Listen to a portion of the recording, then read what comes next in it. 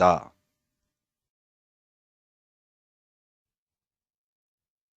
자, 이번 시간은 이제 할인 현금 수지 분석법이라는 주제를 가지고 설명드리도록 하겠습니다. 화폐 시간적 가치를 고려한 투자 분석 기법 중에 하나가 될 테고요. 다시 기본적인 내용 보겠습니다. 그래서 우리 현금 수지라고 하는 거, 자, 앞에서 공부할 때 영업 이득이라는 개념과 동일한 개념이죠. 그래서 우리가 가유순전후라고 했을 때 세전 현금 수지, 세후 현금 수지 이런 용어를 썼었잖아요. 그래서 영업 이득의 또 하나의 이름이 현금 수지라는 개념이 됩니다. 그래서 자, 이건 이제 현금 수지 앞으로 들어오게 될 돈, 예상되는 수입이라고 하는 것을 현재 가치 등으로 할인을 해서 투자의 적격성 여부를 판단하는 투자 분석 기법을 가리켜서 할인 현금 수지 분석법. 그래서 현금 수지 할인 분석법 하면 얼마나 이해가 빠르겠어요. 다만 이제 이 영어를 일본 가서 고생하고요. 그 일어를 다시 한국말로 번역하는 과정에서 순서가 아사리판이 돼버린 케이스가 되겠습니다. 그래서 이 할인 현금 수지 분석법이라는 것은 순현가법, 수익성지수법, 그리고 내부 수익률법 총 세 가지가 있게 됩니다. 자, 사안을 한번 가서 볼까요? 이런 논리 구조예요. 자, A라는 투자안에 대해서 자, 사안을 검토해 보니까 첫 번째 투자액이라고 하는 거 최초 1억이라는 것을 투자를 한다라고 전제를 해 보겠습니다. 자, 그래서 수입을 보니까 이런 식이야. 1년차, 2년차, 3년차, 4년차라고 했을 때 1년차 2천만 원, 2년차 3천만 원, 그 다음에 3년차 2천만 원, 3년차 5천만 원 가볼까요? 4년차 5천만 원 해서 이렇게 4년이라고 하는 것을 기준으로 해서 투자의 적격성 여부를 판단을 하고자 합니다. 자, 그럼 우리가 단순 회수 기간법은 투자한 금액 1억을 몇 년 만에 회수할 수 있느냐, 얼마 기간 만에 회수할 수 있느냐를 따져묻는 거였었죠. 그래서 1년째 2천만 원, 2년째 3천만 원, 3년째 5천만 원 하게 되면 이때는 자, 단순 회수 기간법이 따르게 되면 3년 만에 투자한 자금을 회수할 수 있다. 이런 식의 이제 분석하는 기법, 이게 화폐 시간적 가치를 고려하지 아니한 투자 분석 기법이라는 것이 될 테고요. 이에 비해서 할인 현금 수지 분석법이라고 하는 것은 1년 후 2천만 원이라는 금액과 현재 2천만 원 가치가 다르다. 현재 2천만 원이 훨씬 더 가치가 크다. 2년 후 3천과 현재 이해자 3천은 가치가 다르다. 3년 후 5천과 현재 5천은 가치가 다르다. 4년 후 5천과 지금 현재 5천은 가치가 다르다라는 논의의 전제 하에서 이 투자 분석을 하는 기법을 의미합니다. 자, 그래서 이런 얘기죠. 앞에서 우리가 일시불의 현재 가치 계수라고 하는 거, 화폐 시간제 가치와 관련한 개념에서 공식이 뭐였냐면 1 플러스 R의 N승분의 1이라는 공식을 썼었죠. 이때 R이라고 하는 것은 자, 투자자의 요구 수익률을 의미합니다. 요구 수익률을 의미하게 된다. 원래는 이제 1 플러스 R의 N승분의 1 할 때 이 R이라고 하는 것은 할인율이라는 용어를 쓰기로 했어요. 할인율이라고 하는 것은 자, 현재 할인 현금 수지 분석법사는 투자자의 요구 수익률을 의미하게 됩니다. 이게 이제 시험에 중요한 이슈가 되는 거죠. 그럼 투자자의 요구 수익률은 뭐냐라고 했을 때 앞에서 공부하실 때 이런 거 있었잖아요. 무위험률이라고 하는 거, 무위험률. 그다음에 위험 할증률이라고 하는 거. 요 두 개를 더하는 값을 가리켜서 바로 투자자의 요구 수익률 이렇게 해석을 했습니다. 다시 가겠습니다.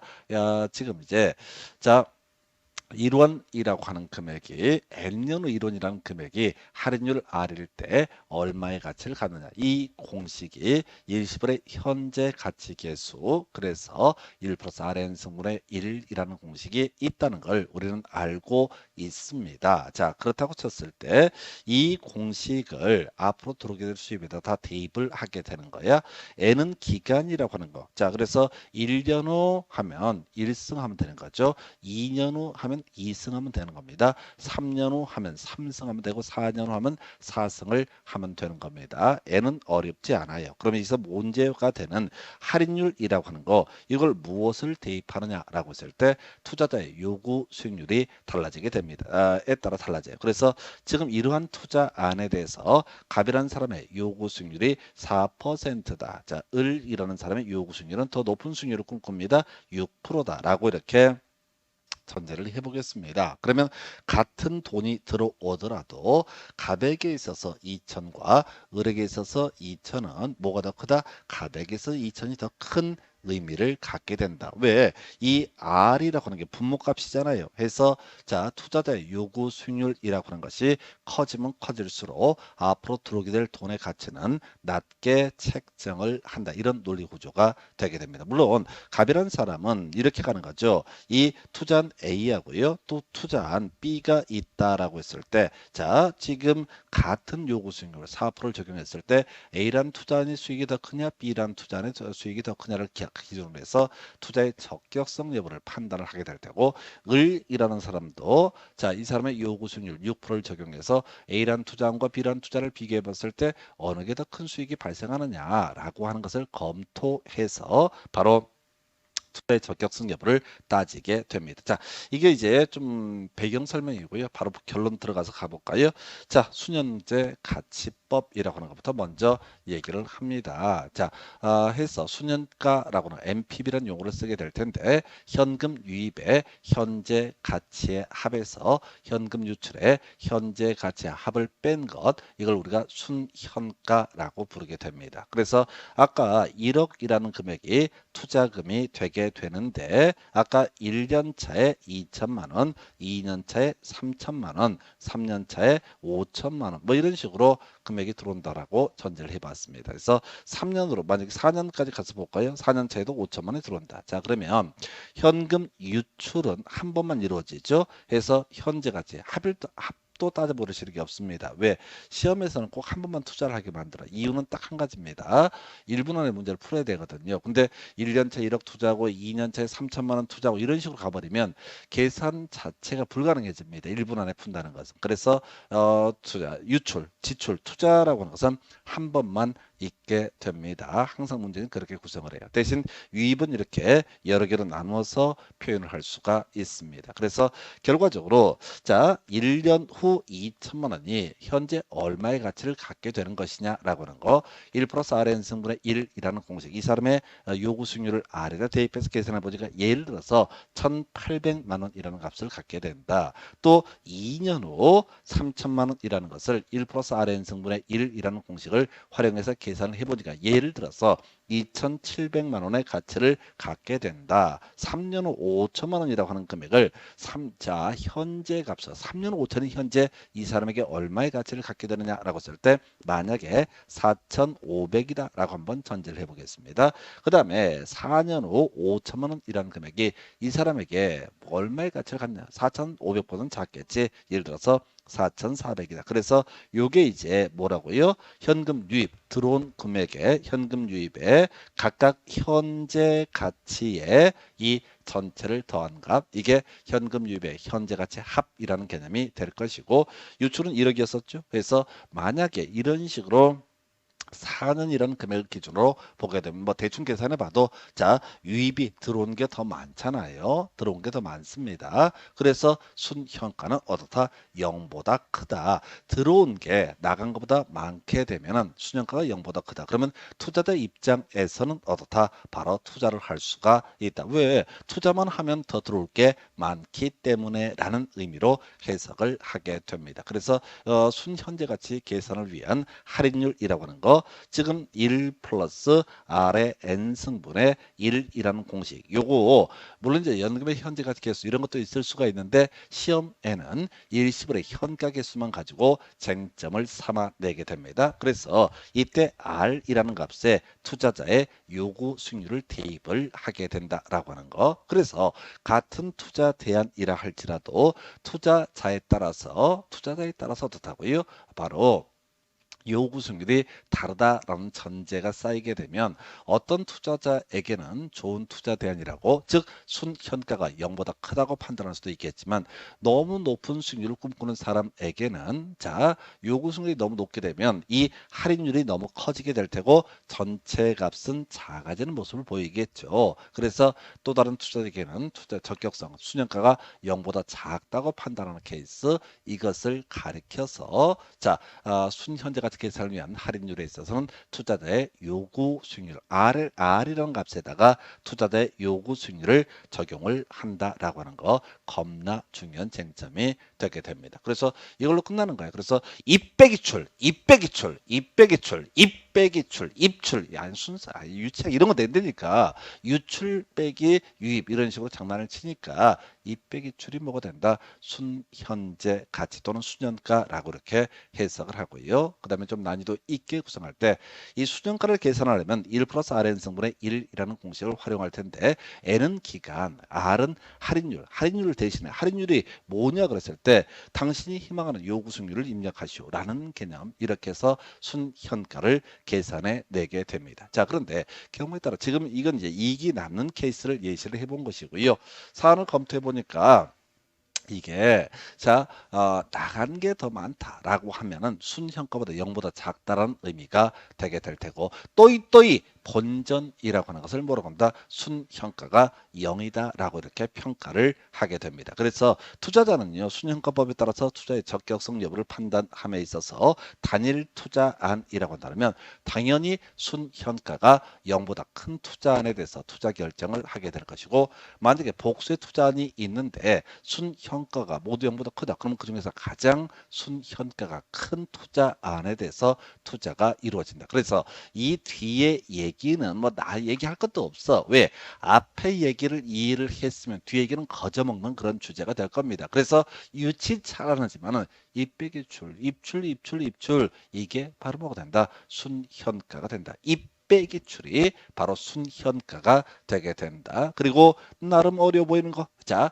현재 가치로 환원할 때 할인율이라는 개념이 문제가 되는데 이건 이제 해당 투자자의 요구 수익률이라고 하는 것을 적용을 한다. 그래서 이렇게 해석을 하게 됩니다. 그래서 순현가라는 개념 일단 하나 확인하셨고요. 두 번째 수익성 지수라는 개념이 있게 됩니다. 자, 지금 할인 현금 수지 분석법의 유형으로서 순현가법 하나만 있으면 얼마나 좋아. 자, 그런데 수익성 지수법이라는 개념이 있게 됩니다. 자, 공식부터 가볼까요? 입 나누기 출 되겠습니다. 수익성 지수라고 하는 것은요.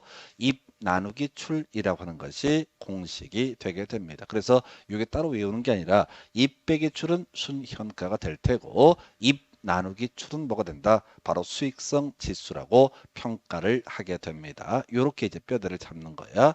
자, 그래서 지금요 앞에서 순현가를 계산할 때도 현재 가치로 환원을 한다. 소위 할인율 R이 문제가 됐는데 이 수익성 지수를 계산하기 위해서는 아까 들어온 금액들 쭉 있었잖아요. 투자한 금액 1억에다가 1년 후 2천, 2년 후 3천, 3년 후 5천, 4년 후 5천 뭐 이렇게 들어온다고 했을 때 수익성 지수법을 적용을 하게 되면 유입의 현재 가치야. 자, 분자가 들어온 거야. 분모가 뭐야? 나간 게 되겠습니다. 투자한 금액이 되겠습니다. 그러면 자, 어떤 사람의 투자자가 투자를 하기 위해서는 들어올 게 나간 것보다 많이 나왔을 때만 어떻다 투자 결정이 이루어질 수 있다. 이런 얘기 될 테고 똑같은 논리 구조입니다. 바로 수익성 지수 계산을 위한 할인율 1 플러스 R의 N 승분의 1이라는 이 공식을 활용할 때 이 R 할인율이라고 하는 것은 투자자의 요구 수익률이라고 하는 것을 적용을 하게 된다. 이렇게 정리를 합니다. 너무너무 간단한 얘기야. 그리고 자, 분모보다 크면 수익성 지수가 1보다 크다라는 의미가 될 테고 분모가 분자보다 더 크다라고 하면 즉 지출이 더 크다라고 하게 되면은 이것은 수익성 지수가 1보다 작다라는 의미가 되게 됩니다. 자, 그래서 자, 이 수익성 지수를 가지고 투자의 적격성 여부를 판단할 때 당연히 단일 투자이라고 했을 때 수익성 지수가 1보다 컸을 때 즉 분모보다 분자가 더 컸을 때 이 투자자는 투자 결정을 할 수가 있다라는 의미가 될 테고요. 한편 복수의 투자인데 수익성 지수가 1보다 큰 것이 여러 개다. 그러면 그 중에서 가장 수익성 지수가 큰 투자안에 대해서 투자가 이루어지게 된다라고 하는 거 해서 지금 할인 현금 수지 분석법이라고 하는 것과 바로 N은 순현재가치법, 수익성 지수법 두 개로 중심축이 이루어지게 됩니다. 그래서 결과적으로 우리가 이제 순현가법이라든가 수익성 지수법을 통해서 투자의 적격성 여부를 판단한다라는 얘긴 즉슨 뭐야? 바로 1 플러스 Rn 승분의 1 할 때 나의 희망 수익률, 요구 수익률이라고 한 것을 어디다가 이 계산 공식에 대입을 해서 투자의 적격성 여부를 파악을 하게 됩니다. 자, 그런데 아까 우리가 투자한 금액하고요. 자, 투자한 금액하고 들어온 금액 이게 이제 또이또이 똑같다라고 하면 순현가가 0이다라고 판단을 하게 됩니다. 수익성 지수 들어온 금액과 나간 금액이 똑같다면 수익성 지수를 1이라고 평가를 합니다. 분모 분자가 똑같으니까 당연히 이것은 뭐가 된다? 1이 된다. 그러면 자 보십시다. 순현가가 0이다. 또는 수익성 지수가 1이다. 그럼 투자하겠습니까? 안 하겠습니까? 안 하겠지. 왜? 아니 본전인데 해봤자 본전인데 뭐하러 투자를 합니까? 너답해도 귀찮기만 하지. 그래서 어떤 자 A라고 갑이라고 하는 저 사람은 A란 투자안에 대해서 이 사람에게 있어서 요구 수익률이라고 하는 게 5%라고 전제를 해보고요. 그래서 A란 투자안에 대해서 순현가를 계산해 보니까 입과 출이 똑같더라. 그래서 순현가가 0이 되더라. 또 수익성 지수가 1이 되더라. 라고 하면은 갑이라는 사람은 이 투자한 A에 대해서 투자를 하지 않게 될 겁니다. 근데 말이죠. 자, 을이라는 사람이 투자한 A에 대한 정보를 얻었습니다. 갑이 5%의 요구 수익률, 요걸 할인율로 적용을 해서 순현가 또는 수익성 지수를 계산해 보니까 순현가는 0이고 수익성 지수는 1이라서 투자 안 한다 하고 포기를 해버렸습니다. 근데 을이 그런 얘기를 합니다. 갑도라이다. 지금 은행 금리가 2점 몇 프로인데 2.1%, 1%대인데 아유 무슨 4%만 돼도 투자할 수 있지 무슨 5%씩이나 욕심을 내고 지랄이야 라고 생각을 할 수 있습니다. 네, 이때 지금 순현가법이나 수익성 지수법은요 스스로 계산을 해봐야 돼. 지금 1년차에 2천 들어오고 2년차에 3천 들어오고 5년차에 5천 3년차에 5천 들어오고 4년차에 5천 들어오고 아까 했던 그 예시를 있잖아요. 그걸 가지고 1 플러스 R의 N승분의 1 이때 R의 자리에 자신의 요구 수익률을 대입을 해서 빼보거나 나누어 보거나 이걸 해봐야 돼. 그런데 이제 공부하게 될 내부 수익률법이라고 하는 것은 계산 안 합니다. 계산 안 하고 남이 본전이니까 투자 안 할 거야 라고 버렸던 투자 대안에 대해서 야, 난 4%만 해도 투자할 거야 라고 하는 판단이 서게 됩니다. 그러면은 네, 이분은 이 갑이 버렸던 A라는 투자 대안에서 어떻다? 투자를 할 수 있다. 왜? 5%를 목표로 했을 때 수익이 본전이다 라고 전제하면 4%를 목표로 하면 1% 남는 거잖아요. 그러니까 당연히 투자가 이루어지게 될 것이다. 자, 그래서 지금 순현가법이나 수익성 지수법이라고 하는 대선은 스스로 계산을 해봐야 되는 문제가 있다. 그런데 다른 투자자가 또는 저희처럼 이제 투자 분석하는 이런 사람들이 자 수익률 5%를 넣어가지고 점점점에서 0 이렇게 나오니까 이건 나가리 일단 제껴버린 투자 대안에 대해서 지나가는 을이라는 사람이 아니야 나는 4%만 돼도 투자할 거야 라고 판단하게 되면 당연히 앞에서 침 발랐다 버렸다 그 투자안에 대해서 투자가 이루어지게 될 것이다. 그래서 지금요 여러분들이 순현가법하고 수익성 지수법 이라고 하는 이 개념은 부지런 떠는 애들이 하는 거야.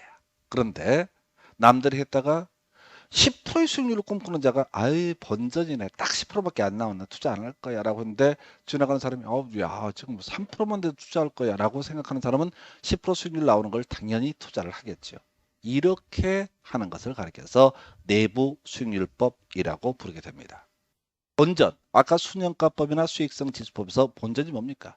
순현가 0, 수익성 지수 1 이런 것을 우리는 본전이라고 얘기를 합니다. 그래서 내부 수익률법이라고 하는 것은 먼저 내부 수익률이 뭐냐라고 했을 때 현금 유입의 현재 가치 하고요. 합하고 현금 유출의 현재 가치의 합을 갖게 하는 할인율이라는 용어를 씁니다. 내부 수익률의 개념이. 이걸 달리펴놓으면 순현가가 0이 되는 할인율, 수익성 지수가 1이 되는 할인율. 다시 갑시다. A라는 투자 대안에 대해서 갑이라는 사람이 투자 요구 수익률 10%를 적용을 하니까 A라는 투자 안에 있어서는 어떻다? 자, 순현가라고 하는 것이 0이고 수익성 지수라고 하는 것이 1이다라고 나와 있어요. 그러면 이 투자 안에 대해서 투자를 하게 되면 10%의 수익률 본전을 할 수가 있다는 해석이 가능합니다. 자, 근데 그래서 갑이라는 사람이 A라는 투자 대안에서 투자를 하지 않았습니다. 지나가던 을이라는 사람이 나는 5%만 수익률이 발생해도 투자할 거야라고 마음먹은 사람이 있었다 하십시다. 그러면 이 사람은 당연히 이 A라는 투자안에 대해서 투자를 할 것이다. 그래서 이 내부 수익률이라고 하는 것이 뭐냐라고 했을 때 이 10%라는 값을 우리는 뭐라고 한다? 내부 수익률. 갑이 처음 계산할 때 수년가 0 수익성 지수 1이 됐던 그 할인율을 뭐라고 한다? 바로 10%라는 값을 내부 수익률이라고 부릅니다. 이걸 문장으로 다시 표현하면 수년가가 0이 된 할인율, 수익성 지수가 1이 된 할인율이라고 얘기합니다. 그래서 내부 수익률법에 따르게 되면 이런 논리 구조가 되는 거예요. 투자 여부를 판단함에 있어서 내부 수익률이 뭐예요? 10%를 갑이 침 바를 때 10%가 했던 이 수익률을 우리가 내부 수익률이라고 부릅니다. 10%. 근데 을이라는 사람이 희망하는 수익률, 이걸 투자자의 요구 수익률이라 부릅니다. 을은 투자할 거니까 이 A란 투자 대안에 대해서 실제 투자를 사는 누구니까? 을이니까. 투자자의 요구 수익률보다 더 큰 경우 이 사람은 5%를 희망하는데 내부 수익률이 10%다. 라면 당연히 어떻다? 투자를 하게 될 것이다. 나머지 복수 투자는 똑같은 논리 구조죠. 내부 수익률 10%입니다. 남이 침 발랐다 버려놓은 거. 나 10%는 돼야 투자할 거라고 생각했던 사람이 딱 본전이네. 투자 안 해. 라고 생각했던 그 수익률을 우리는 내부 수익률이라고 부릅니다. 내부 수익률이 투자자 요구 수익률보다 큰 대안이 여러 개가 있다. 그러면 그 중에서 가장 큰 내부 수익률이 가장 큰 투자를 선택한다. 뭐야? 병이라는 사람은 이 B라는 투자 안에 대해서 12%의 할인율을 적용해서 병액에 있어서 요구 수익률이라는 것은 12%가 됩니다. 그래서 본전이라서 B란 투자안에 대해서 투자가 이루어지지 않았다라고 했을 때 지나가던 을이 나는 5%만 돼도 투자할 텐데 수년가가 0, 수익성 지수가 1이 되는 게 두 개가 있네? 그러면 이때 12%, 10%라는 게 바로 뭐가 된다? 내부 수익률. 그 중에서 내부 수익률이 가장 큰 투자안에 대해서 투자를 하게 된다. 주의하실 게 수년가나 수익성 지수를 계산하기 위해서는 자신의 요구 수익률을 먼저 까야 됩니다. 대입을 해봐야 돼. 이에 비해서 내부 수익률법은 자신의 요구 수익률을 공식에 대입할 필요가 없습니다. 그래서 수년제 가치 계산을 위한 할인율, 투자자의 요구 수익률을 적용한다. 수익성 지수 계산을 위한 할인율은 투자자의 요구 수익률을 적용한다는 명제가 있을 때 내부 수익률에서는 따로이 할인율을 대입하지 않습니다. 남들이 다 침 발랐다가 아유 겨우 본전이네. 이 사람에게 갑이라는 사람에게 투자 내에서 10%는 본전에 불과하다. 10% 해봤자 인플레이션 생각하면 별로 본전이 안 돼. 의미 없어. 그 다음에 아까 우리 병이라는 사람에게 있어 B라는 투자 안에서 12%라고 하는 자신의 요구 수익률 겨우 본전에 불과하다라고 생각을 하는 거예요. 그러면은 지나가는 을이 이들이 버렸던 그 할인율을 뭐라 부른다? 내부 수익률. 그래서 이 사람은 5%만 희망이 되니까 내부 수익률이 10%나 12%가 나오면 어떻다? 투자 결정을 할 수가 있다. 그래서 시험용으로 갈 때는요. 수익성 지수나 또는 순양가법에서는 할인율 얘기가 나오지만은 내부 수익률법에서는 할인율이라는 개념이 성립하지 않는다. 이렇게 해석을 합니다. 이게 끝이에요. 23회, 24회 벌써 8년 전, 9년 전 쟁점입니다.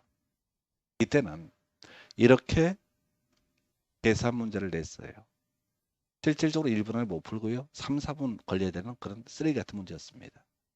계산이라서 문제가 되는 게 아니라 우리 수험생들한테 1분, 그런 문제 난이도를 올린다 할지라도 한 2분 정도 안에는 공부하신 분 맞출 수 있어야 돼요. 그런데 4분, 5분 걸리게 하는 그런 문제들은 여러분이 손을 댈 수 없습니다. 다만 최근 전 대부분 이렇게 여기서 제시하는 이 정도의 개념, 얼마나 이해했는가를 가지고 출제가 이루어집니다. 그래서 수년가법, 수익성지수법, 내부수익률법 세 가지 가지고 할인 현금 수지 분석법. 그래서 얘는 화폐 시간적 가치를 고려한 투자 분석 기법이니까 수년가법, 수익성지수법, 내부수익률법도 모두 다 화폐 시간적 가치를 고려한 투자 분석 기법이 되게 된다. 자, 이보다 좀 난이도 있게 구성할 때 수년과 수익성지수, 그 다음에 수년과 내부수익률을 비교하는 것이 이슈가 됩니다. 지금요, 화폐 시간적 가치를 고려한 투자 분석 기법에는 수년가법, 수익성지수법, 내부수익률법이 존재한다고 그랬습니다. 물론 내부수익률법에서는 직접 할인율을 대입하지는 않는다라고 전제를 했어요. 왜 세 개씩이나 있느냐? 그러면 세 가지 투자 뒤에 내부수익률법은 별개를 할지라도 최소한 수년과 수익성지수라고 하는 것이 두 개가 존재한다는 얘기는 각각 존재 이유가 있다는 얘기입니다. 이걸 거하게 얘기하면 이런 식이죠. 비교, 바로 NPV, 수년가와 수익성지수. 투자 규모에 있어서 차이가 있는 상호 배이타적인 둘 중에 하나만 투자한다고 했을 때 상호 배이타적인 투자의 경우 순현가법과 수익성지수법을 통한 의사결정이 달라질 수 있다. 왜 그래요? 몰라 그냥. 두 개가 존재할 때 두 개 결과가 똑같을 것 같으면 입 빼기 출과 입 나누기 수에 무조건 똑같다고 한다면 그때는 굳이 두 가지 방식이 존재하지 않을 것이다. 이렇게 무식해 가시는 거예요. 그래서 수년가법과 수익성지수법은 경우에 따라서 달라질 수가 있다. 두 번째, NPV와 IRR. 이 IRR이라는 게 내부 수익률. 내부 수익률이 뭐라고 그랬어요? 아까 딴 놈이 투자했다가 딱 본전 정도밖에 안 되네 라고 판단해가지고 신발에다 버렸던 그 수익률을 가리켜서 그 사람의 요구 수익률을 가리켜서 내부 수익률. 그래서 결론만 갑니다. 수년제 가치법이 내부 수익률보다 투자 전 준거로 선호된다. 뭐가 더 우수해? 수년제 가치법. 왜 그래? 그래 써 있으니까. 그래서 이 비교하는 것에 의미를 새기시면 안 돼요. 그냥 외우고 날려버려야 됩니다. 요즘에는 예를 들어서 수년가법, 그 다음에 수익성지수법에서의 투자자의 요구 수익률로 할인을 한다라는 개념을 내부 수익률법에서 투자자의 요구 수익률로 할인한다. 이런 식의 지문으로 구성을 합니다. 그래서 여기는 공부하시는 분에 따라 이걸 겁나 쉽게 받아들이는 분도 가끔 있습니다만은 전반적으로 어렵게 얘기해져요. 이유는 번역 자체가 개쓰레기라서 그래요. 지금 저는 원래 전공이 법학인데 법학도 마찬가지입니다. 일본말 번역하니까 그냥 쉽게 알아먹을 수 있는 말들도 일반 공부를 안 했던 분들이 접근하면 대단히 부담스럽습니다. 용어 자체가 힘들기 때문에. NPV, PI도 PI, IRR 이것도 이제 짜증낸단 말이에요. 그것이 NPV, 수년가, PI, 수익성지수, IRR, 내부 수익률 이렇게 해석을 하게 됩니다. 그래서 이게 쉽지는 않습니다. 많은서도 여기서는 거의 두 문제까지 구성을 하는 그런 주제이기 때문에 이걸 숙지해 주시고 다만 최근 문제에서는 뭐는 계산 문제는 최소한 7년 동안 출제가 되고 있지 않다. 그래서 힘 빼지 마시라. 기본 개념을 철저히 숙달해 주시는 게 좋겠다. 그래서 이렇게 해서 이제 투자론에 관한 개념 오늘 설명드렸고요. 잠시 끊었다가 이제 금융론이라는 개념에 대해서 살펴보도록 하겠습니다.